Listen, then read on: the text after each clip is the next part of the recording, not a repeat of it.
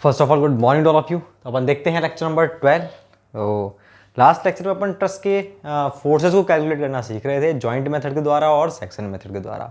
अब अपन इस यूनिट में देखते हैं कि अपने जो कुछ ट्रस्ट मेंबर होते हैं उनमें फोर्सेस की वैल्यू 0 होती है, ठीक है ना।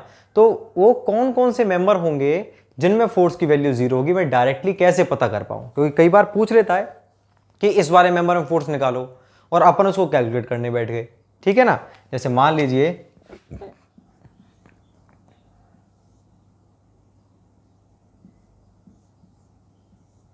ये अपना कोई ट्रस है,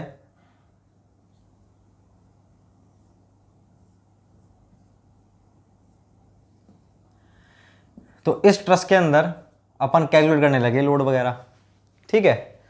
तो आपसे पूछ लिया भाई इस वाले मेंबर, इसको मेंबर को नाम मैंने एक नंबर नाम दे दिया है, ये है 2 और ये है 3। आपसे पूछ लिया कि भाई बताओ मेंबर नंबर 1 में कितना फोर्स है। अब आप यूज करने लगे कौन सा, मेथड ऑफ जॉइंट, बहुत ज़्यादा टाइम लगेगा। मेथड ऑफ सेक्शन, उसमें भी टाइम लगेगा। आप इन दोनों मेथड का यूज करके निकाल पा रहे हो और एंड में वैल्यू क्या आई इसकी, 0। तो हमारे 10 मिनट लग गए 0 निकालने में। तो मैं ऐसा क्या करूं कि मेरे को ये आंसर 10 सेकंड में पता चल जाए, 5 सेकंड में पता चल जाए। तो उसके लिए 2-3 पॉइंट आपको याद रखने होंगे। तो ट्रस्ट के अंदर काफ़ी सारे मेंबर्स ऐसे भी होते हैं जिनमें फोर्स की वैल्यू क्या होती है, 0 होती है। उन मेंबर्स को मैं कैसे पता लगाऊं कि इनमें से कौन कौन से मेंबर ऐसे हैं जिनमें फोर्स की वैल्यू 0 है, वो अपन देखेंगे। तो जो मेंबर नंबर 1 था ना, इसमें फोर्स की वैल्यू 0 है, 2 है, इसमें भी 0, 3 में भी 0 है। क्यों है ये 0, ये अपन देखते हैं किस तरह से अपन को याद रखनी है ट्रिक।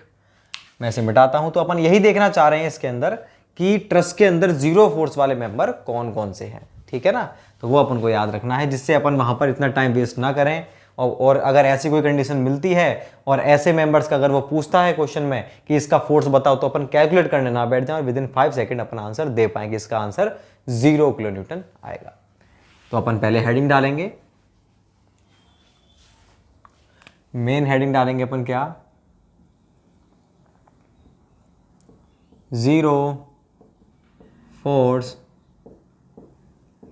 Members in trust. तो अपन को कुछ कंडीशन याद रखनी है। पहली कंडीशन तो ये है कि अगर ट्रस्ट में आपको कोई ऐसा मेंबर दिखता है कि किसी जॉइंट पर 3 मेंबर जुड़े हुए हैं, ठीक है ना, किसी जॉइंट पर 3 मेंबर जुड़े हुए हैं और उस जॉइंट पर कोई लोड नहीं लगा हुआ है। पहली कंडीशन तो क्या, 3 मेंबर और कोई लोड नहीं लग रहा। अब हम क्या देखेंगे, तीसरी चीज क्या देखी हमने कि उन 3 मेंबर में से 2 मेंबर ऐसे हैं जो कोलिनियर हैं। कोलिनियर का मतलब एक ही लाइन में है, ठीक है ना। तो जो तीसरा मेंबर होता है ना, उसमें फोर्स की वैल्यू हमारी क्या होगी, ऑटोमेटिकली 0 होगी। कहने का मतलब क्या है, मान लीजिए इस तरह से हमारा कोई ट्रस्ट था और उसमें हमने देखा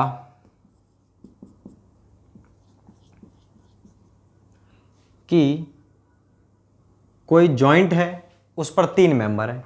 ये लोड लगा देता हूं मैं, ये 10 किलो न्यूटन लग रहा है, 10 किलो न्यूटन लग रहा है। इसी एग्जाम्पल को देखते हैं अपन। तो इस एग्जाम्पल के अंदर आपको दिख रहा है कि ये जो लोड लग रहे हैं 10 किलोमीटर 10 किलोमीटर, ये 3 जॉइंट है हमारे। तो मैं देख रहा हूँ इस वाले जॉइंट की बात कर रहा हूँ मैं, जॉइंट नंबर ये है ए, ये जॉइंट बी और ये सी। बी जॉइंट की बात करें अगर अपन, तो बी जॉइंट पर, ए जॉइंट की बात कर लेते हैं चलो। ए जॉइंट पर कितने मेंबर है, 3 मेंबर है, ठीक है।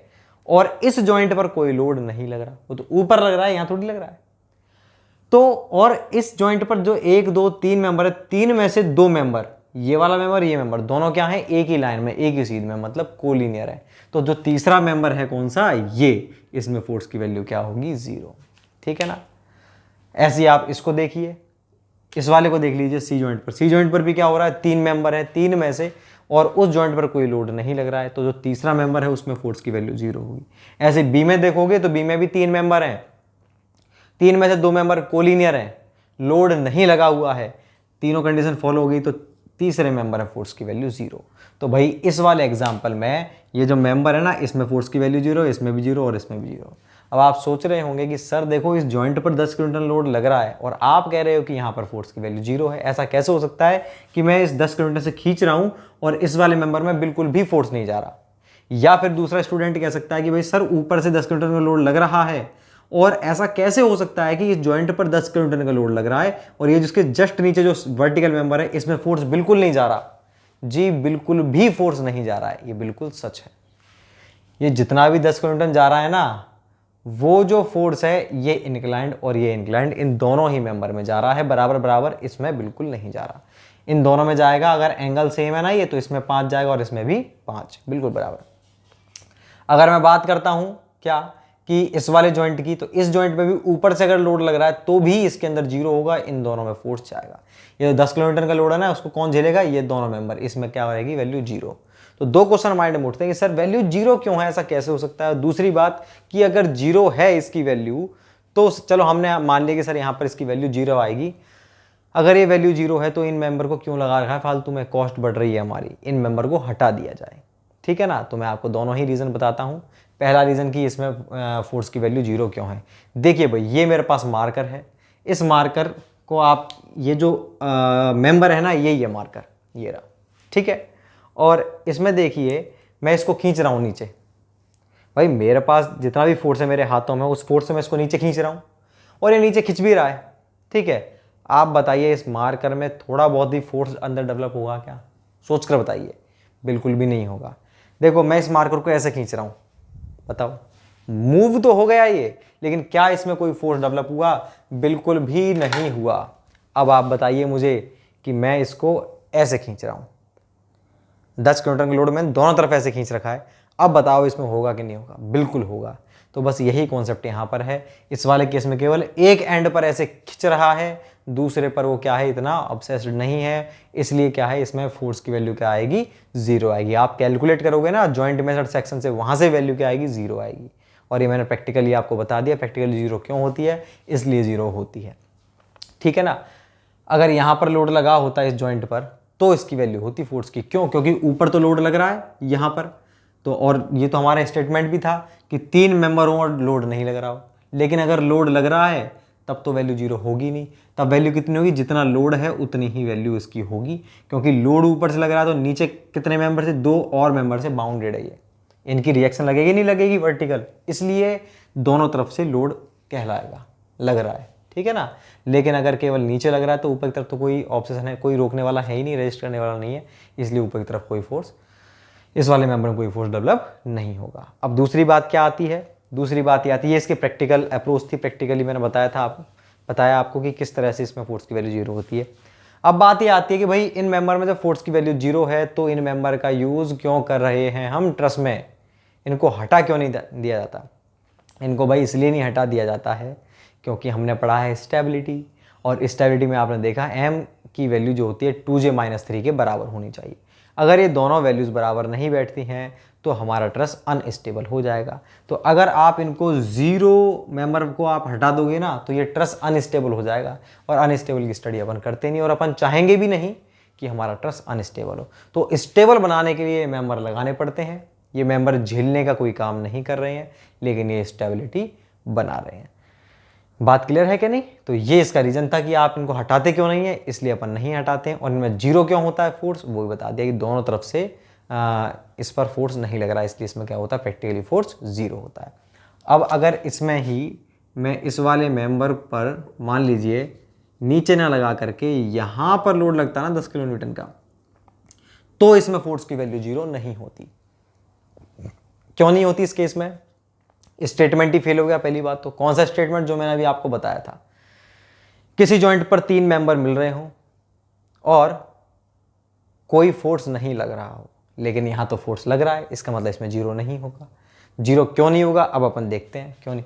देखो ये लग रहा है 10 किलोमीटर ऊपर से, ठीक है, ऊपर से तो लग ही रहा है, और नीचे से क्या लग रहा है, ये जॉइंट पर यहां पर तो जुड़ा हुआ है ये वाला मेंबर, यहां जुड़ा हुआ है, तो इन दोनों इंक्लाइंड का एक वर्टिकल कंपोनेंट होगा। तो वर्टिकल कंपोनेंट इसको ऊपर की तरफ देखे, तो दोनों तरफ से इसके फोर्स लग रहा है, ऊपर से भी नीचे से भी, इसलिए इसके अंदर कुछ ना कुछ वैल्यू होगी। और कितनी वैल्यू होगी भाई, ये जॉइंट है मेरा, ठीक है, ऊपर से 10 किलोमीटर वर्टिकली आ रहा है, नीचे ये जॉइंट, तो जितना फोर्स था पूरा पूरा किस में चला जाएगा, इसी में चला जाएगा, वर्टिकल मेंबर में।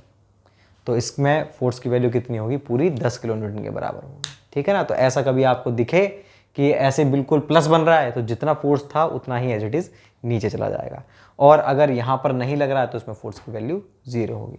तो पहला तो अपन ने ये देख लिया कि इस तरह से फोर्स की वैल्यू जीरो। तो क्वेश्चन में कई बार दे देता है, काफ़ी सारे क्वेश्चन उनमें पूछता है और फोर्स की वैल्यू क्या होती है, वो जीरो होती है, और हम उसको बेवजह कैलकुलेट करने बैठ जाते। तो अब आपको कैलकुलेट नहीं करना है ऐसे केस में। और दूसरा क्या आपको याद रखना है कि अगर प्लस बन रहा है कहीं पर किसी जॉइंट पर, तो जितना वर्टिकल लोड लग रहा है ना वो पूरा पूरा वर्टिकल मेंबर में ट्रांसफर हो जाएगा। थर्ड थिंग अपन देखते हैं अब क्या, कि जीरो फोर्स और कौन से मेंबर में होगा। अगर किसी जॉइंट पर दो मेंबर जुड़ रहे हैं, मान लो ये ऐसे होता, अगर किसी जॉइंट पर दो मेंबर जुड़ रहे हैं, जैसे जॉइंट ये हुआ, ये हुआ जॉइंट नंबर 1, जॉइंट नंबर 2, और उस जॉइंट पर किसी प्रकार का कोई लोड नहीं लग रहा है, दोनों पर लोड नहीं लग रहा, तो उस जॉइंट पर दोनों ही मेंबर में फोर्स की वैल्यू जीरो होगी। तो भैया इसमें भी जीरो है और इसमें भी जीरो, लोड ही नहीं लग रहा है यहाँ पे। अगर कोई लोड लगता तो वो हॉरिजॉन्टली या वर्टिकली ट्रांसफर होता है इन दोनों मेंबर में। जब लोड ही नहीं लग रहा तो दोनों ही मेंबर में फोर्स की वैल्यू क्या होगी, जीरो। ये किसके लिए वैलिड है कि उस जॉइंट पर केवल दो ही मेंबर होने चाहिए, दो से ज्यादा नहीं होने चाहिए। क्लियर है बात। अब बात आती है हमारे इन दोनों के बाद में, ये जीरो जीरो ये होगी बात। अब हमारे बात आती है किसकी, कि भाई ये जो जीरो आ रहे हैं दोनों में, तो आपने ये दोनों मेंबर क्यों लगाए फालतू में, रीजन क्या है इसका, वही रीजन स्टेबिलिटी के लिए। अगर ये मेंबर नहीं लगाते तो ये स्टेबल नहीं बनता, बस, और कोई रीजन नहीं है। तो ये पॉइंट अपन लिख लेते हैं, ठीक है ना, इनको अपन लिख लेते हैं, मैं इसे मिटा देता हूं।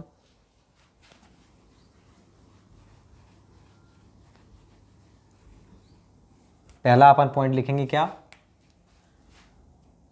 जब किसी जॉइंट पर तीन मेंबर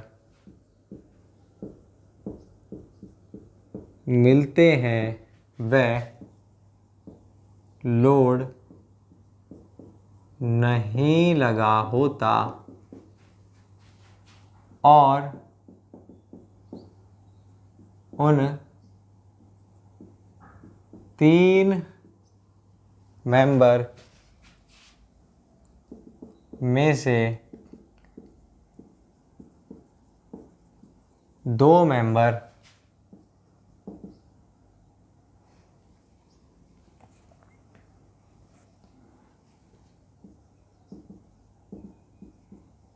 कोलिनियर हों, कोलिनियर मतलब लिख देता हूं,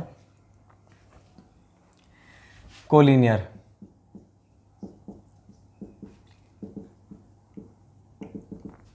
कोलिनियर हो तो तीसरे मेंबर में फोर्स की वैल्यू ज़ीरो होती है। ये हो गया अपना पहला स्टेटमेंट।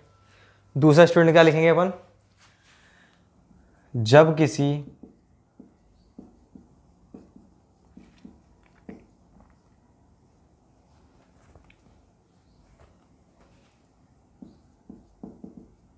जॉइंट पर दो मेंबर जुड़े हों वह लोड नहीं लगा होता है, तो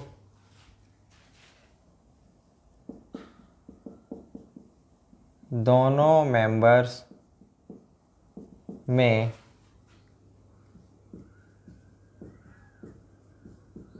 फोर्स की वैल्यू ज़ीरो होती। ठीक है भाई, तो ये तो हो गई अपनी चीज, सिंपल बात। अब वो जो दोनों पॉइंट थे लोड से रिलेटेड, तो जीरो वाले पॉइंट हो गए, उन लोड से रिलेटेड पॉइंट को मैं नोट में लिख देता हूं। क्या, नोट नंबर फर्स्ट, जब किसी जॉइंट पर लोड व मेंबर्स के कारण क्या बनता है, प्लस। ये बस शॉर्ट ट्रिक है याद रखने की, प्लस बनता है तो कंप्लीट लोड वर्टिकल मेंबर में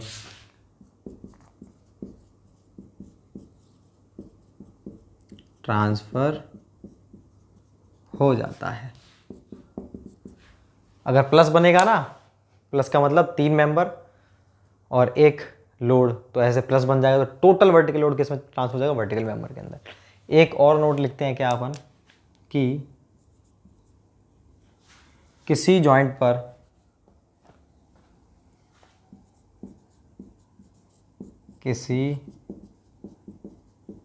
पर सेम एंगल पर झुके मेंबर्स में फोर्स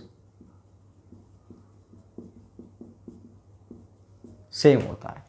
अगर मान लीजिए कोई जॉइंट ऐसे है, उस जॉइंट पर हमारे 4 मेंबर हैं, उन 4 में से दोनों 30-30 डिग्री पे झुके हुए हैं मेंबर, तो दोनों मेंबर में फोर्स की वैल्यू क्या होगी, सेम। इससे क्या फ़ायदा होगा, इससे फ़ायदा होगा अगर हमको इस वाले मेंबर का फोर्स ज्ञात हो गया गलती से, तो हम इस जॉइंट पर और इक्विलिब्रियम कंडीशन का यूज़ नहीं करेंगे और डायरेक्टली जो इस फोर्स की वैल्यू थी वही इस फोर्स की वैल्यू होगी। ठीक है ना। ये तो दोनों फोर्स रिलेटेड थे हमारे पॉइंट, और ये दोनों जीरो मेंबर से। अब हम एक एग्जाम्पल करते हैं, उसमें अपन देखते हैं जीरो कौन कौन से होंगे, अपन ऑब्जर्व करके निकालेंगे डायरेक्टली बिना जॉइंट और सेक्शन मेथड से। मैं इसे मिटा देता हूं।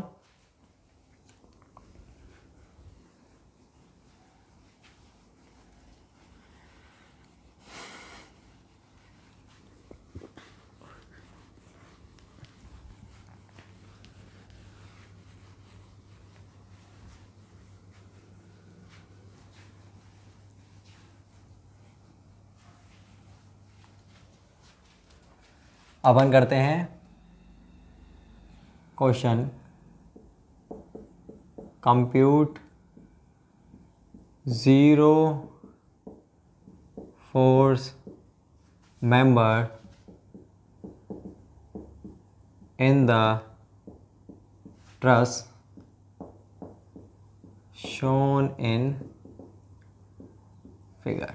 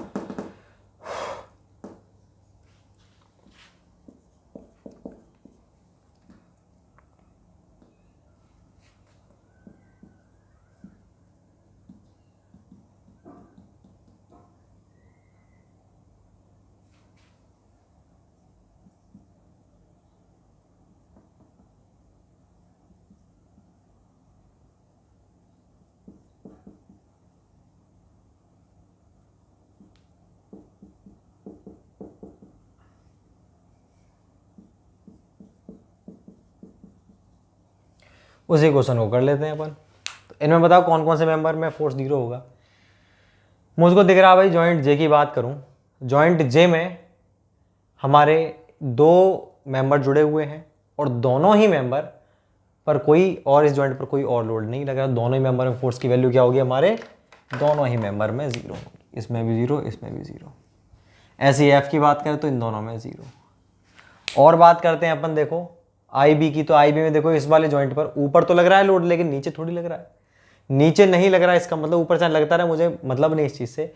इस जॉइंट पर 3 मेंबर है, 1 2 3, और तीनों मेंबर जो हैं, 3 में से 2 मेंबर कोलिनियर मतलब एक ही लाइन पर है और कोई लोड नहीं लग रहा है, तो तीसरे में फोर्स की वैल्यू 0। ऐसे ही इसमें देखो 0 और इसमें भी 0। तो ये सिंपल था मेरा।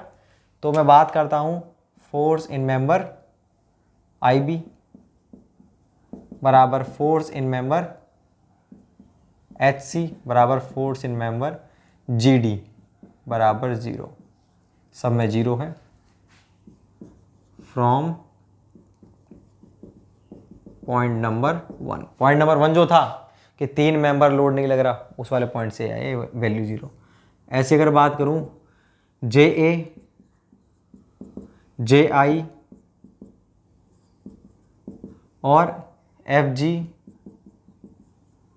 और एफ ई, इनमें भी 0। ये कहां से है? From point number 2। ठीक है भाई, ये अपना हो चुका है। इस तरह से अगर आपको कोई क्वेश्चन दिखता है और आपको फोर्स पूछता है तो आपको कैलकुलेट करने नहीं बैठना जॉइंट मेथड, डायरेक्टली आप उसमें 0 वैल्यू पुट कर देना। और मैं आपको एक चीज़ बता दूं, ट्रस्ट वाले क्वेश्चन में बड़ा सा क्वेश्चन दिखे आपको तो उसमें ऑप्शन पहले देख लेना, ऑप्शन में 0 है या नहीं, क्योंकि मैक्सिमम क्वेश्चन ऐसे ही आएंगे जिनमें फोर्स की वैल्यू 0 होगी, क्योंकि इतना बड़ा तो आपको देंगे नहीं करने के लिए। ठीक है ना, मैं इसे मिटा देता हूँ भाई।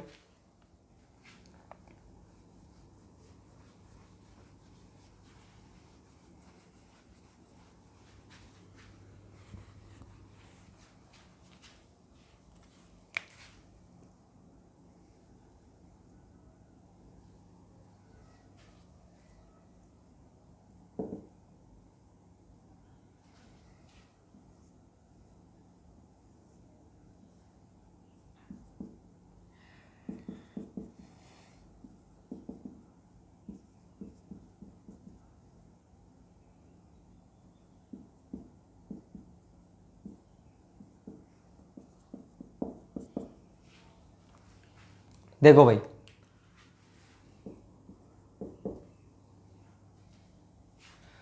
ये है compute force in member B D. B D member अपन को फोर्स निकालना है, शोन इन फिगर। क्या करोगे इसमें? इसका हाफ हाफ लेकर के फिर जॉइंट फिर करोगे, ऐसे नहीं करना। इसमें सिंपल सा पता है, नोट लिखवाया था, प्लस बन रहा है, प्लस बन रहा है तो जो लोड था वो एच डी इसके अंदर ट्रांसफर हो जाएगा। तो इसके अंदर एफ बी डी बराबर कितना आएगा? 10 किलो न्यूटन। अब प्रॉब्लम कहाँ आएगी बच्चों को? प्रॉब्लम यहाँ पर आएगी कि भाई ऑप्शन में होगा 10 kilo Newton compression, 10 kilo Newton tension. अब क्या करें हम? अब हमारा आंसर ये होगा या फिर ये होगा? तो ये आप कैसे देखोगे? बस वही देखो, ये प्लस बन रहा है तो जब ये 10 किलो न्यूटन ऐसे है तो इसका जस्ट अपोजिट होगा 10 किलो न्यूटन।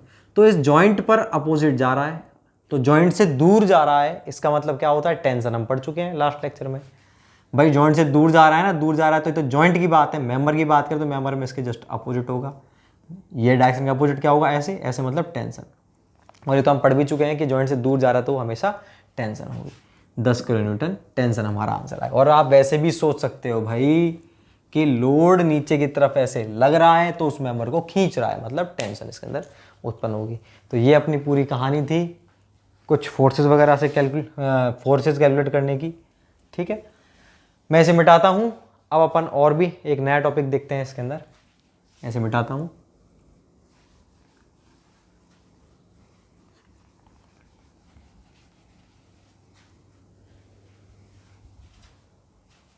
नेक्स्ट है अपना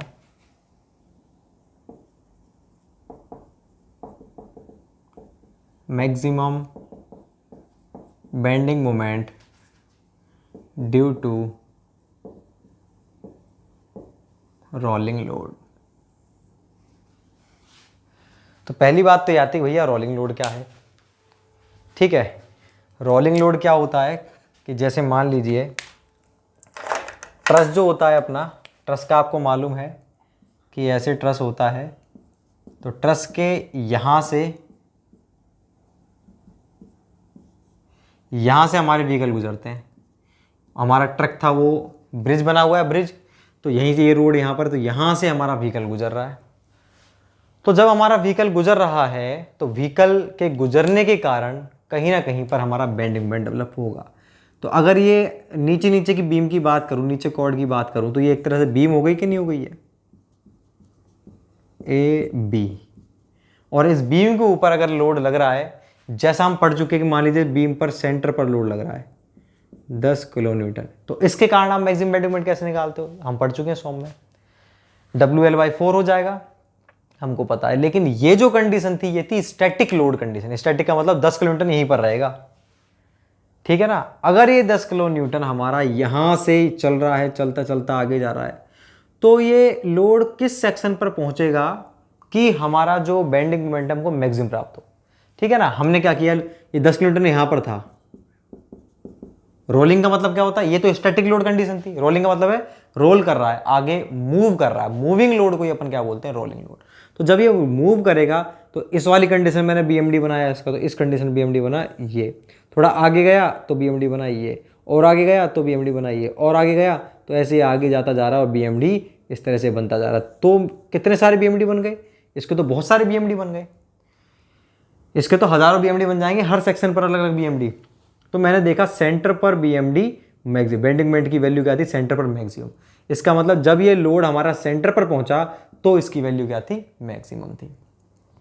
तो हम यही चीज देखना चाह रहे हैं कि मैक्सिमम बेंडिंग मोमेंट हमारा कब प्राप्त होगा, कि जो रोलिंग लोड है वो किस सेक्शन पर पहुंचेगा, वो जो बीम है बीम के किस सेक्शन पर पहुंचेगा कि हमारा जो बेंडिंग मोमेंट हमको मैक्सिमम प्राप्त हो जाए। तो लोड भी हमारे बहुत प्रकार के होते हैं। पहला तो लोड है हमारा पॉइंट लोड। तो पॉइंट लोड में तो कुछ सोचना है ही नहीं, कि पॉइंट लोड जैसे ही हमारा सेंटर पर पहुंचेगा उस टाइम बेंडिंग मोमेंट मैक्सिमम हो जाएगा। पॉइंट लोड क्या होता है भाई, अगर इसकी बात करें ट्रस की, तो ट्रस पे से हमारा एक तो गुजरता है 2 व्हीलर, हमारी बाइक गुजरी, और एक क्या होता है 2 व्हीलर से, एक तो 2 व्हीलर गुजरा हमारा, एक हो सकता है कि कोई ट्रैक्टर ट्रॉली गुजर रही है, ठीक है, और हो सकता है हमारी ट्रेन गुजर रही है, ठीक है ना। तो काफ़ी सारी चीज़ होगी, हमारी ट्रैक्टर ट्रॉली हो सकती है, ट्रेन हो सकती है, ठीक है। तो कई सारे हमारे केस हो चुके हैं, या हो सकता है कि 5-6 बाइकें एक साथ गुजर रही हैं आगे पीछे, एक बाइक है उसके जस्ट 2 मीटर पीछे दूसरी बाइक है, 2 मीटर पीछे तीसरी बाइक है, 3 मीटर पीछे चौथी बाइक है। ये चारों बाइकें, इनके बीच का जो गैप है बिल्कुल फिक्स है, और वो सारी बाइक एक साथ गुजर रही है, मतलब कई सारे पॉइंट लोड एक साथ गुजर रहे हैं। तो इन चारों कंडीशन में कि भाई एक तो सिंगल पॉइंट लोड गुजर रहा है, तब हमारा मैक्सिमम बेंडिंग मोमेंट कब प्राप्त होगा, कहां पर प्राप्त होगा, तो सिंगल पॉइंट लोड में कुछ सोचना नहीं, जैसे ही पॉइंट लोड सेंटर पर पहुंचेगा हमारा बेंडिंग मोमेंट मैक्सिमम प्राप्त होगा, ठीक है ना। स्टैटिक वाले में तो टेंशन लेनी नहीं थी अपन को, स्टैटिक में जहां पर लोड दिखा दिया उसके लिए हम BMD बना देते थे। लेकिन मूविंग लोड वाले में क्या होता है, प्रॉब्लम होती है, क्यों, क्योंकि यहां पर है तो अलग BMD बनेगा, तो ये कई सारे BMD हो गए, तो अपन कैसे दिखाएंगे बेंडिंग मोमेंट डायग्राम को, तो इसके लिए बनता है इन्फ्लुएंस लाइन डायग्राम, ILD। तो रोलिंग लोड या मूविंग लोड के लिए SFD BMD नहीं बनते, उसके लिए क्या बनता है, इन्फ्लुएंस लाइन डायग्राम। वो एक लाइन डायग्राम बनेगा, वही आपको बताएगा कि बेंडिंग मोमेंट यहां पर पहुंचेगा तो कितना होगा। एक डायग्राम से अपन सारी चीज सीख, नहीं तो इसके लिए तो कितने सारे बेंडिंग मोमेंट डायग्राम बनाने पड़ेंगे। ILD हमारा नेक्स्ट टॉपिक होगा, वहां पर अपन डिस्कस करेंगे। तो फिलहाल आप देखिए कि अगर पॉइंट लोड है तब तो मैक्सिमम बेंडिंग मोमेंट कब प्राप्त होगा, जब हमारा पॉइंट लोड सेंटर पे पहुंच जाएगा, मैक्सिमम बेंडिंग मोमेंट तब प्राप्त हो।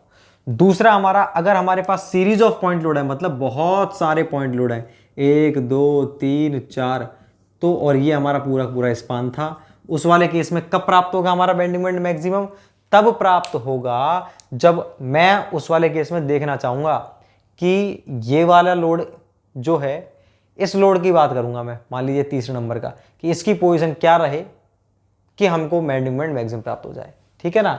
तो भाई उसके लिए अपन को क्या पुट करना होता है, ये पूरा पूरा ऑब्जर्वेशन से आया, मैं आपको डायरेक्टली बता रहा हूँ चीज़ों को, ठीक है। अगर आपको पॉइंट सीरीज लोड के कारण बेंडिंग मोमेंट मैक्सिमम प्राप्त करना है, तो क्या करना पड़ेगा आपको, कि इसकी पोजीशन इस तरह से होनी चाहिए कि जो हमारा कंसर्न पॉइंट लोड है, मतलब मैं इसकी बात कर रहा हूँ ना, तो कंसर्न पॉइंट लोड, ठीक है, और जो हमारा इसका पूरे पूरे लोड का जो CG है, लोड का CG कैसे निकालोगे भाई, ये लोड 1 2 3 4 चारों अलग अलग लोड होंगे, ये 10 किलो न्यूटन का, ये 20 का, ये 30 का, ये 50 का, अलग अलग हुए। तो इन लोड का आप क्या करोगे, CG निकालोगे। जो भारी लोड होंगे उधर तरफ CG होगा, मान लो इनका CG यहाँ पर है, इन चारों लोड का CG कहाँ पर है, यहाँ पर इनका CG हो गया, ठीक है ना, x x, ठीक, x1 x1। और ये बीम का सीजी कहाँ पर होगा, बीम का जो सेंटर है वही क्या होगा, हमारे बीम का सीजी होगा। ठीक है, तो आपको क्या करना है, ये है एक्स, आपको इतना सा काम करना है। ऐसे केस में, सीरीज पॉइंट लोड वाले केस में मैक्सिमम बेंडिंग मोमेंट प्राप्त करने के लिए ये जो लोड है जिसके नीचे आप मैक्सिमम बेंडिंग मोमेंट प्राप्त करना चाह रहे हो वो, और जो लोड ग्रुप का सीजी है वो, दोनों ही चीज़ें मतलब ये जो आपका सेंटर है ना बीम का, उससे बराबर दूरी पर होनी चाहिए। तो आप देखो, मान लीजिए यहाँ से इस लोड की दूरी, अभी तो फिलहाल क्या है, इस लोड की दूरी 1 मीटर है। कितनी है, 1 मीटर। और यहाँ से यहाँ की दूरी कितनी है इसके सीजे की, 3 मीटर। तो भाई इसके सेंटर से कंसर्न लोड और लोड ग्रुप का जो सीजी है दोनों क्या है, अलग अलग डिस्टेंस पे। आप इसको थोड़ा सा उधर खिसकाओ, थोड़ा सा आगे लेना पड़ेगा। क्यों, क्योंकि मैक्सिमम बेंडिंग मोमेंट मेरा तब प्राप्त होगा जब ये लोड और इसका सीजी लोड ग्रुप का दोनों क्या हो, सेंटर से बिल्कुल बराबर डिस्टेंस पर हो। ठीक है ना, तो बराबर। अब हम इसको थोड़ा सा आगे खिसकाएंगे, आगे खिसकाते गया मैं इसको, फिर मैंने देखा क्या, इसको आगे खिसका दिया तो लोड तो आ गया यहाँ पे, ठीक है, और लोड ग्रुप का जो सीजी था वो आ गया यहाँ पे, और दोनों के बीच की दूरी कितनी हो गई भाई, दोनों के बीच की दूरी 2 मीटर हो गई। अब बिल्कुल सही मामला है क्या, कि भाई सेंटर से मतलब बीम के सीजी से कंसर्न लोड और लोड ग्रुप के सीजी, उन दोनों के डिस्टेंस बिल्कुल बराबर है, इक्वल है, इक्वल है। तो अब इस वाली पोजीशन में आप जो बेंडिंग मोमेंट निकालोगे, अब तो क्या हो गया, पोजीशन फिक्स हो गई। भाई पहले तो लोड मूव कर रहे थे ना, लेकिन मैंने कहा क्या, इस वाली जैसे ही इस पोजीशन में पहुंचेंगे ना, तो इस पोजीशन में अब अपन निकाल लेंगे। इस पोजीशन में बेंडिंग मोमेंट कैसे निकालोगे भाई, एक लोड ये लग रहा है, एक ऐसे एक ऐसे, तो ये स्टैटिक वाला सीन हो गया ना पूरा। तो इस वाली पोजीशन में पहुंचते ही अपन जब बेंडिंग मोमेंट निकालेंगे तो वो बेंडिंग मोमेंट की वैल्यू मैक्सिमम प्राप्त होगी, और सभी पोजीशन से, चाहे ये लोड आगे पीछे कहीं पर भी हो, लेकिन कभी मैक्सिमम प्राप्त नहीं हुई, इस वाले केस में मैक्सिमम प्राप्त होगी बेंडिंग मोमेंट की वैल्यू। ठीक है ना, ये वाला पॉइंट आपको बिल्कुल अच्छे से याद रखना था। एक ये वाला और एक यूडीएल का और आएगा, वो वाला भी शॉर्ट ध्यान, क्योंकि पॉइंट लोड में दिक्कत है ही नहीं, पॉइंट लोड सेंटर पर पहुंचेगा, सेंटर पर पहुंचते ही बेंडिंग मोमेंट मैक्सिमम। याद कौन सा रखना है आपको, कि अगर हमारा सीरीज पॉइंट लोड है तो सीरीज लोड है, सीरीज पॉइंट लोड, उसके कारण मैक्सिमम बेंडिंग मोमेंट हमको कब प्राप्त होगा, कि जब हमारे सीरीज पॉइंट लोड इस तरह से मूव कर रहे हैं, तो जो कंसर्न लोड है जिसके नीचे आप मैक्सिमम बेंडिंग मोमेंट चाह रहे हो वो, और लोड ग्रुप की जो सीजी है वो, दोनों ही चीजें हमारे बीम के सीजी से बिल्कुल बराबर दूरी पर होनी चाहिए। या मैं कह सकता हूं कि बीम का सीजी लोड ग्रुप के सीजी और कंसर्न लोड के बिल्कुल मिड में होना चाहिए। बात तो एक ही है, ये इन दोनों के बिल्कुल मिड में होना चाहिए, या फिर ये दोनों यहां से बराबर दूरी पर। एक ही बात हुई हमारी। तो 2 पॉइंट हो गए हमारे। पॉइंट लोड के कारण मैक्सिमम कब प्राप्त होगा भाई, जब पॉइंट लोड हमारा सेंटर पर पहुंचेगा। सीरीज के कारण बता ही दिया। तीसरा आता है हमारा यूडीएल। तो देखो पॉइंट लोड, पहला वाला केस प्रैक्टिकल कौन सा हुआ, कि एक बाइक जा रही थी ब्रिज पे से, तो कब प्राप्त होगा मैक्सिमम हमारा, जब वो बाइक सेंटर पर पहुंचेगी। ये वाला क्या है, कई सारी बाइक है हमारी और जिनके बीच का जो गैप है वो बिल्कुल फिक्स है, तब कब प्राप्त होगा, तब भी बता दिया।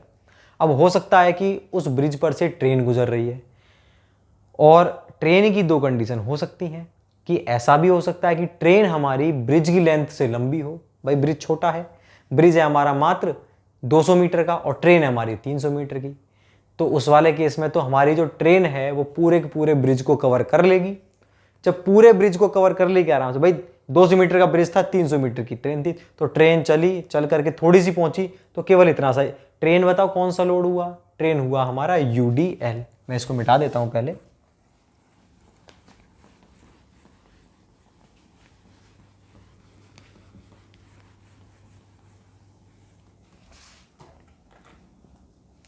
अगर मैं बात करता हूं ऐसी ट्रस में यूडीएल की, और यूडीएल में भी कौन सा, ये जो स्पान है ना, स्पान तो इतना सा है, ये तो मैं दिखा रहा हूं कि इसके पीछे भी क्या है, इसके पीछे ये तो ब्रिज का पार्ट है यहां से यहां तक का, और यहां से पीछे क्या है, ये पूरी पूरी जमीन है, ये भी जमीन है, ये ब्रिज है इतना सा।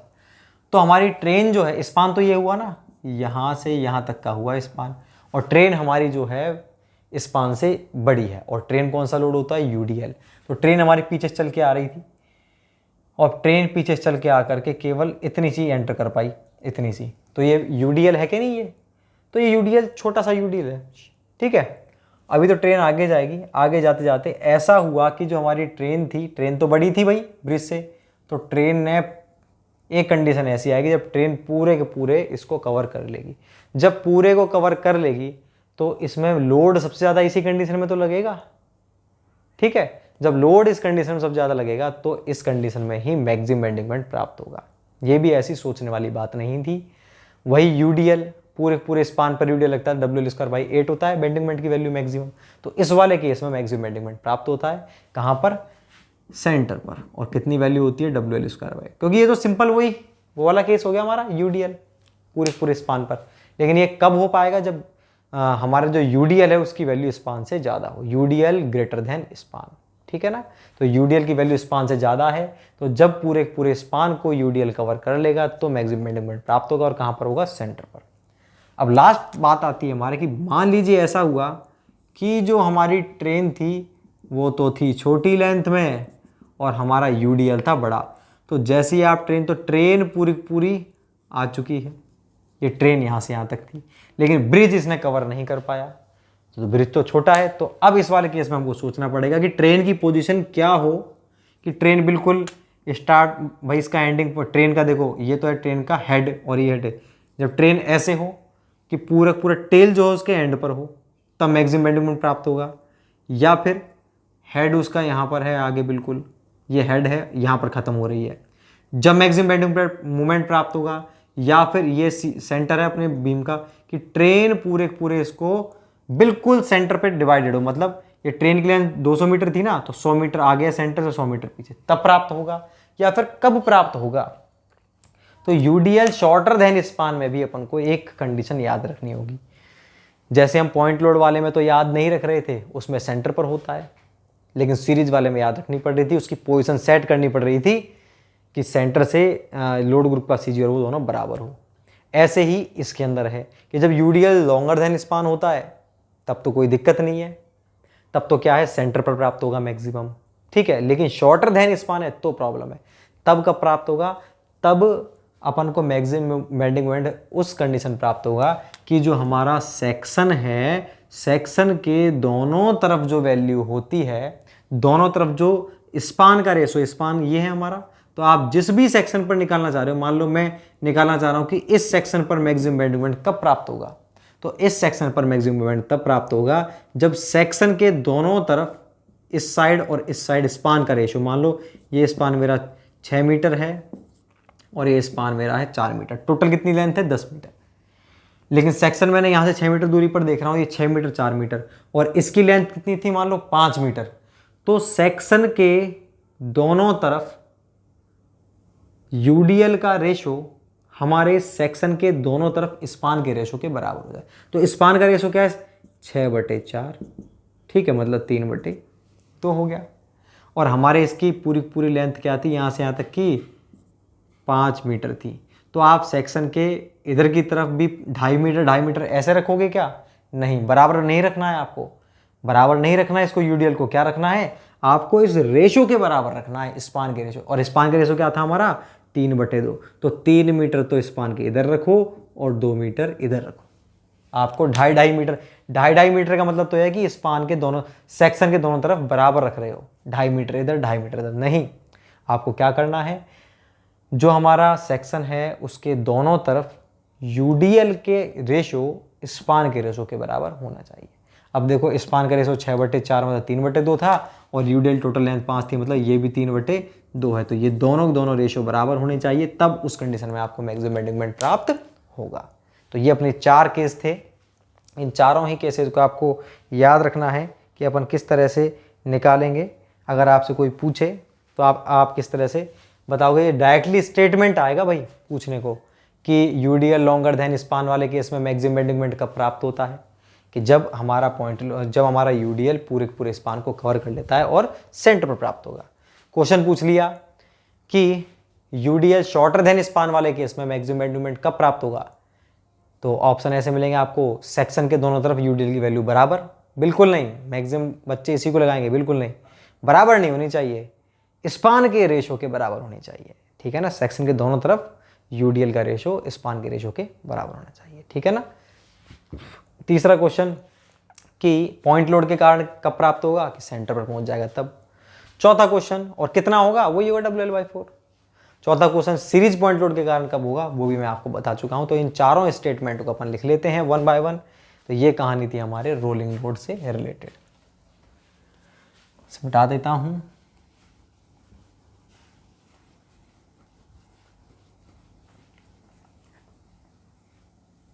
तो पहले अपन रोलिंग लोड के बारे में एक लाइन लिख लेते हैं।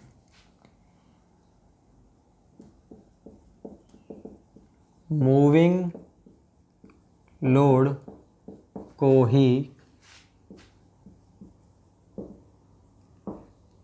रोलिंग लोड कहा जाता है। पहला केस लिखते हैं, सिंगल पॉइंट लोड, ठीक है भाई। तो सिंगल पॉइंट लोड के बारे में बात करते हैं अपन।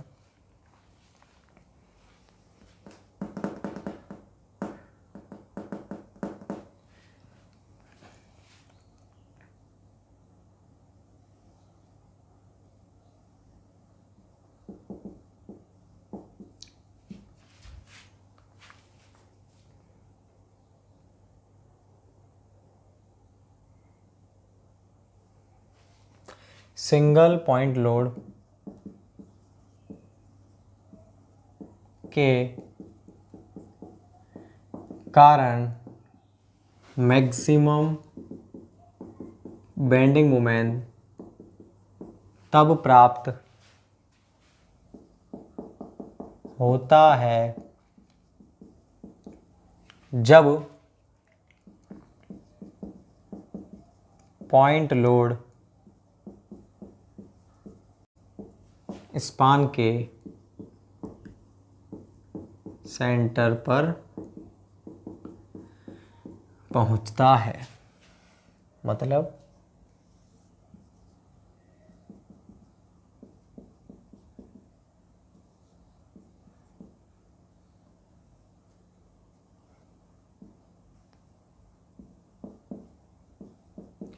भाई बात यह है कि जो हमारे वैसे लोड होते हैं ना, इस तरह से जो दिखाते हैं, ये होते हैं स्टैटिक लोड। अगर मूविंग लोड को मुझे दिखाना, दर्शाना है, तो कैसे दिखाऊंगा, गोला और सर्किल के ऊपर फिर उस लोड को। तो ये इसका मतलब क्या है, ये मूविंग लोड है। बात क्लियर है क्या नहीं। तो जब ये सेंटर पर पहुंचेगा तो उस कंडीशन में हमारा बेंडिंग मोमेंट मैक्सिमम प्राप्त होगा, ठीक है। सेकंड लिखते हैं अपन सीरीज पॉइंट लोड। ऐसे मिटा देता हूं, फिर सीरीज पॉइंट लोड के बारे में।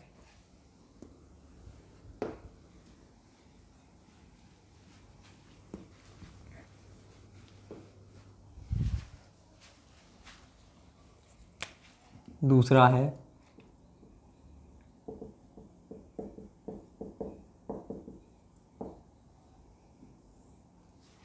तो सीरीज पॉइंट लोड के कारण अपन को प्राप्त करना है maximum bending moment.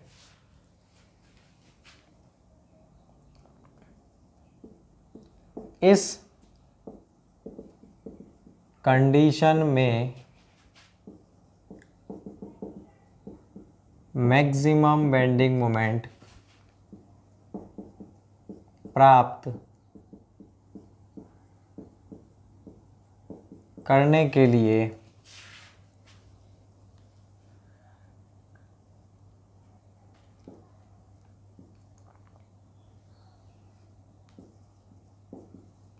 Concern load कौन सा होता है, जिसके नीचे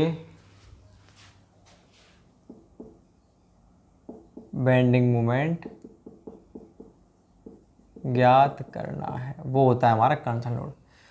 प्राप्त करने के लिए कंसर्न लोड व लोड ग्रुप के सीजी की दूरी बीम के सीजी मतलब सेंटर ऑफ स्पान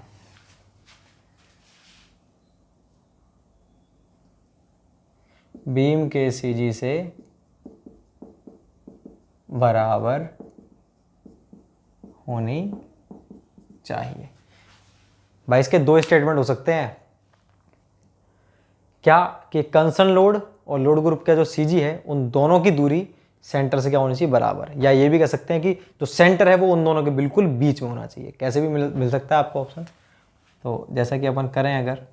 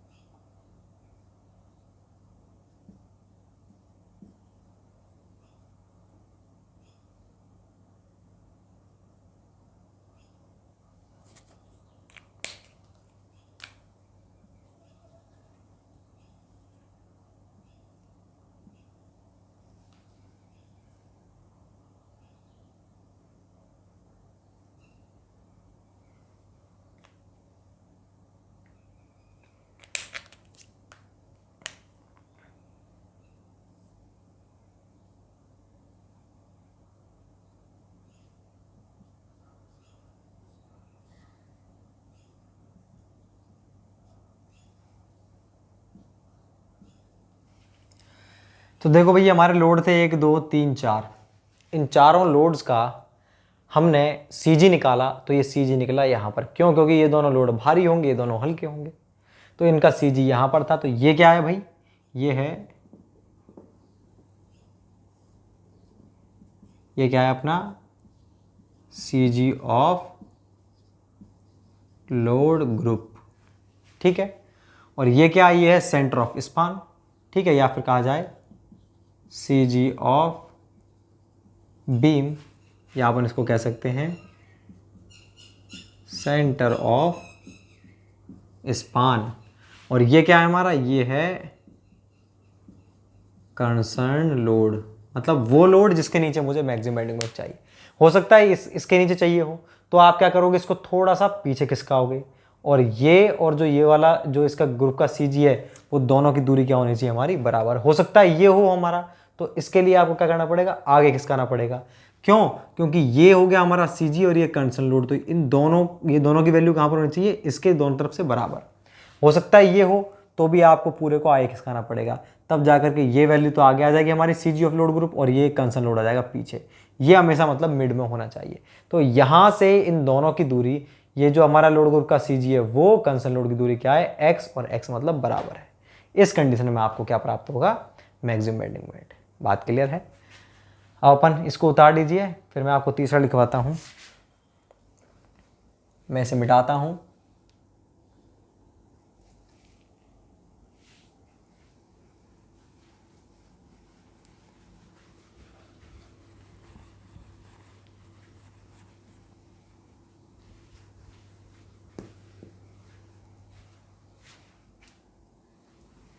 तीसरा है हमारा UDL लॉन्गर देन स्पान। तो जब हमारा UDL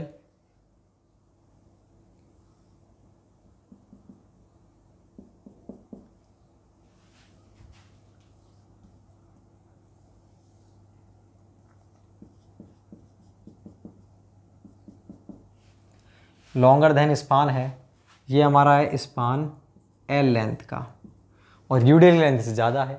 तो जब UDL इस पूरे स्पान को कवर कर लेगा, ठीक है, तो फिर ये सेंटर पर अपने को क्या प्राप्त होगा, मैक्सिमम। कौन सा केस है ये, कि जो हमारी ट्रेन है, ट्रेन की लेंथ ब्रिज से बड़ी है, तो फिर क्या होगा इस वाले केस में, आपका सेंटर पर प्राप्त होगा। तो इसको अपन लिखते हैं, इस कंडीशन में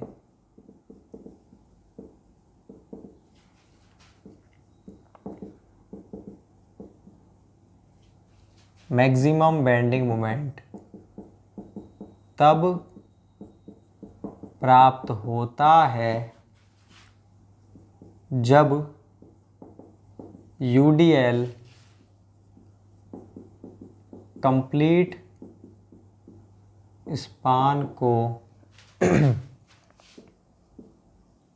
कवर कर लेता है,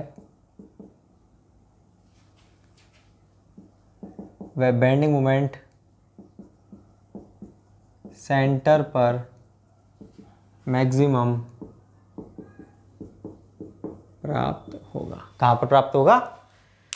इस कंडीशन में बेंडिंग मोमेंट जो है हमारा वो सेंटर पर मैक्सिमम प्राप्त होगा। ठीक है, तो अपन नेक्स्ट लिखते हैं। अब इसके बाद में मैं इसे मिटा देता हूँ। अब अपना जो लास्ट है वो कौन सा है? यूडीएल शॉर्टर देन स्पान, कि अगर जो हमारा यूडीएल है उसकी वैल्यू स्पान से क्या है? शॉर्टर है, तो उस वाली कंडीशन में क्या होगा ये अपन देखते हैं।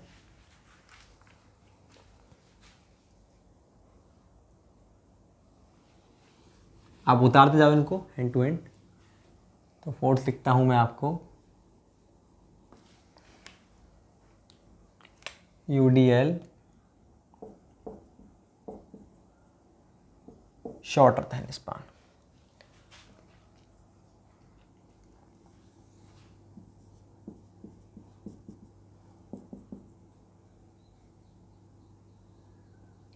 तो इसमें आपको मैक्सिमम कब प्राप्त होगा?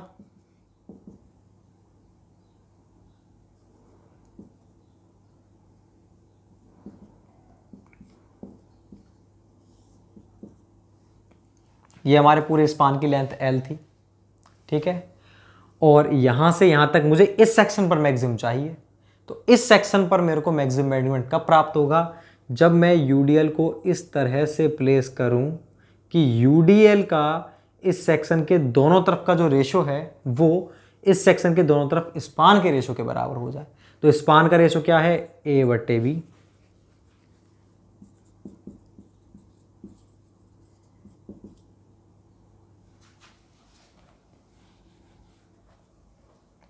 कि हमारा यूडीएल रेशो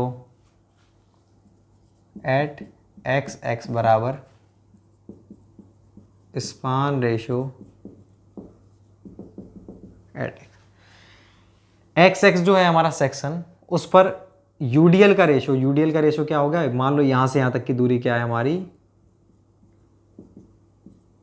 ये है x और ये है y। ठीक है, इसको 1 नाम दे दीजिए, नहीं तो कंफ्यूजन हो जाएगा।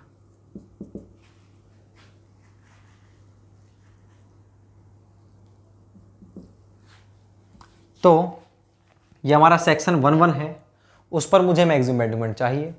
तो 1 सेक्शन पर जो हमारा किसका रेशो? स्पान का रेशो यूडीएल के रेशो के बराबर। तो स्पान का रेशो क्या है हमारा? यूडीएल का रेशो क्या होगा? x/y। इसकी वैल्यू किसके बराबर हो जाए? स्पान का रेशो क्या है? A/B। तो जब हमारी x/y की वैल्यू A/B के बराबर हो जाएगी तो हम कहेंगे कि इस वाली कंडीशन में हमारा बेंडिंग मोमेंट मैक्सिमम प्राप्त होगा। ठीक है ना? ऐसे मिटा देता हूं, पहले 1 मिनट इसमें लिखेंगे अपन।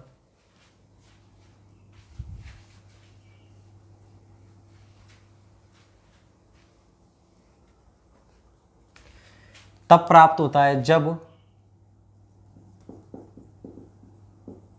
सेक्शन के दोनों तरफ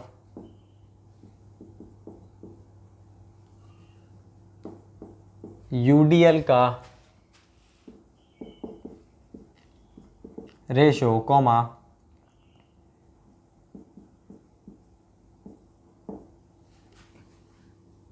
स्पान के रेशो के बराबर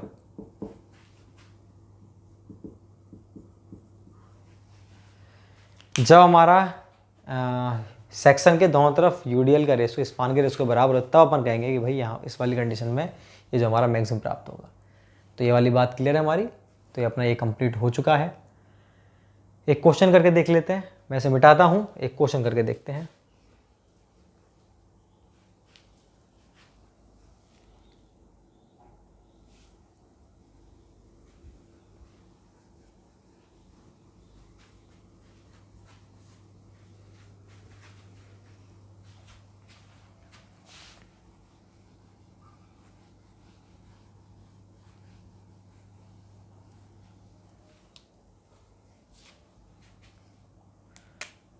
क्वेश्चन है अपना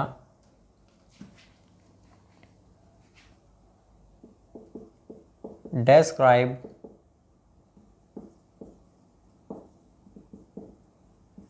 condition for maximum bending moment at section 1 of the beam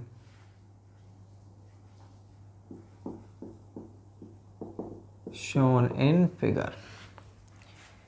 ये अपनी बीम है जो दिखा रखी है आपको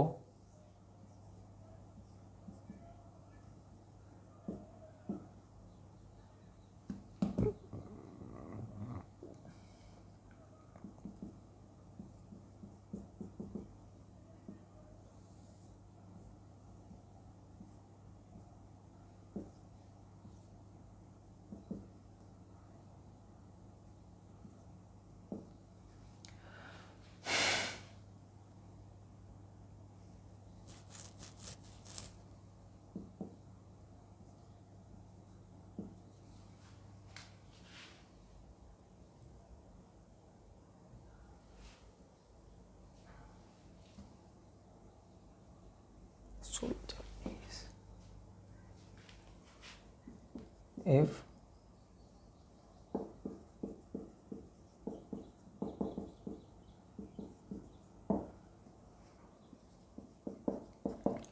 आपको दे रखा है describe condition for maximum bending moment. Maximum bending moment की कंडीशन बताओ एट सेक्शन 1 इस सेक्शन पर मुझे मैक्सिमम बेंडिंग मोमेंट चाहिए of the beam shown in figure. ये बीम है मतलब ये सेक्शन है, इसकी दूरी इस वाले एंड से है हमारी 16 मीटर और यहाँ से यहाँ तक दूरी है 4 मीटर, मतलब टोटल जो बीम की लेंथ है वो है 20 metre. If UDL length is 10 metre, UDL की लेंथ क्या है हमारी 10 मीटर है। 10 मीटर क्या है हमारा 20 मीटर से कम है। UDL shorter than span since length of UDL is less than length of span, therefore it is case of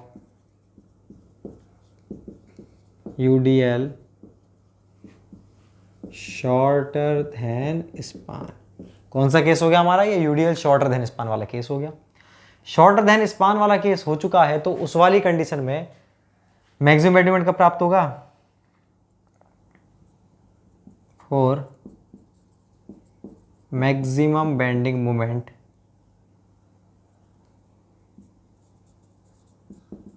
ratio of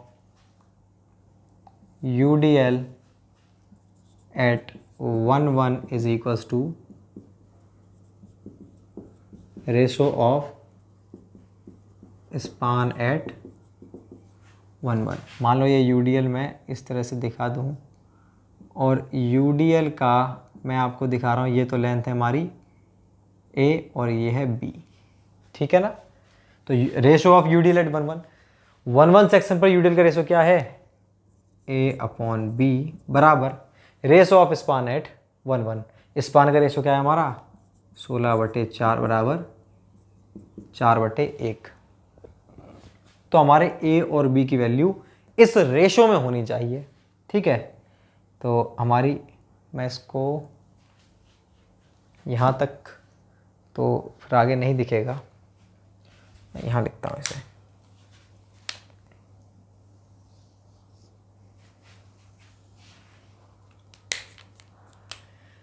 A/B बराबर 4/1 और 4/1 कब होगा, तो हमारा A जो है A बराबर 4B हो जाएगा। यहाँ से A बराबर क्या हो जाएगा 4B और इसकी जो टोटल लेंथ है वो कितनी है हमारी 10 मीटर।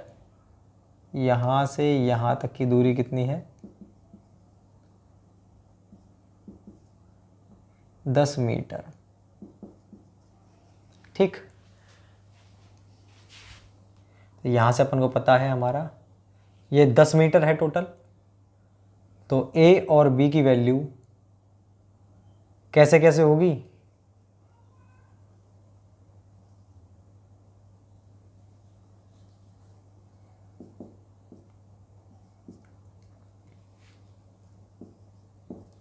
आठ बटे 2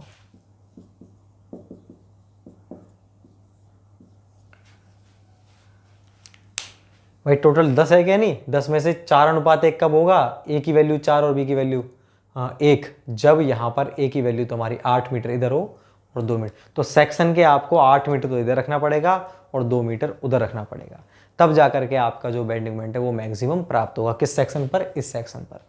ऑप्शन आपके होंगे कि 5 मीटर इधर 5 मीटर इधर, मतलब सेक्शन के दोनों तरफ इसका रेशो जो है बराबर होना चाहिए। बराबर रेशो नहीं होना चाहिए, किसका रेशो बराबर होना चाहिए, इसका जो रेशो है वो इसके रेशो के बराबर होना चाहिए। इस तरह से अपन निकालते हैं तो सिंपली ये निकल जाएगा रेशो से। ऐसे आपसे क्वेश्चन पूछे तो आप क्वेश्चन भी कर सकते हो, और अगर वैसे पूछता है सिंपली स्टेटमेंट तो स्टेटमेंट भी आप दे सकते हो। तो ये पूरी बात थी अपनी किससे रिलेटेड, ये अपनी कंप्लीट बात थी मूविंग लोड से रिलेटेड कि maximum bending moment moving load के कारण कहाँ पर प्राप्त होगा, कैसे प्राप्त होगा। अब अपन बात करेंगे ILD, इन्फ्लुएंस लाइन डायग्राम। क्या होता है, थोड़ा बहुत मैंने आपको बताया था कि इन्फ्लुएंस लाइन डायग्राम क्या होता है। जो हमारी ये मूविंग लोड होता है उसके कारण जो हमारा SFD BMD बनाते हैं वो इन्फ्लुएंस लाइन डायग्राम ही कहलाते हैं। इसको अपन डिटेल में पढ़ेंगे नेक्स्ट लेक्चर के अंदर, ठीक है ना। तो थैंक यू सो मच।